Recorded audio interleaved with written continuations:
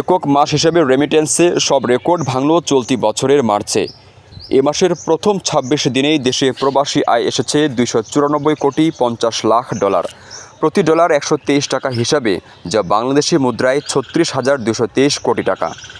ঈদের কাছাকাছি সময়ের ধারা অব্যাহত থাকলে ডলারের হিসেবে রেমিটেন্স গিয়ে ঠেকতে পারে $৩.৫ বিলিয়নের আশপাশে। তথ্যানুযায়ী আগের বছরের মার্চে ২৬ দিনে প্রবাসী আয় এসেছিল $১৬১,৪০,০০,০০০। চলতি মাসের ২৬ দিনে প্রবৃদ্ধি হয়েছে ৮২%। যদিও রোজার মাসে পরিজনদের বাড়তি খরচ মেটাতে বেশি রেমিটেন্স পাঠান প্রবাসীরা, কিন্তু এবার পরিবর্তিত পরিস্থিতিতে অন্য যে কোনো মাসের চেয়ে বেশি প্রবাসী আয় এসেছে।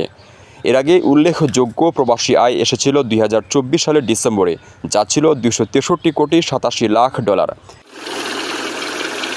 ২০২৫ সালের ফেব্রুয়ারিতে এসেছে $২৫২,৭৬,০০,০০০। একই বছরের জুনে এসেছে $২৫৩,৮৬,০০,০০০ এবং ২০২০ সালের জুলাইয়ে এসেছে $২৫৯,৮২,০০,০০০। চলতি অর্থ বছরের প্রথম ৮ মাসে এলো $২১৪৩,৩৭,০০,০০০।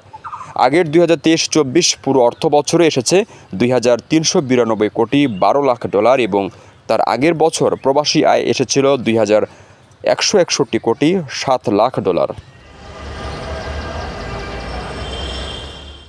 আপনার স্বপ্নগুলো আকাশ ছুবে প্রবাসীর হেলিকপ্টারের মাধ্যমে। বিয়ে, জন্মদিন অথবা যে কোনো বিশেষ প্রয়োজনে হেলিকপ্টার ভাড়া করতে যোগাযোগ করুন স্ক্রিনে দেয়া নাম্বারে। প্রবাসীর হেলিকপ্টার, নিরাপদ ও সাশ্রয়ী বাহনের বিশ্বস্ত নাম।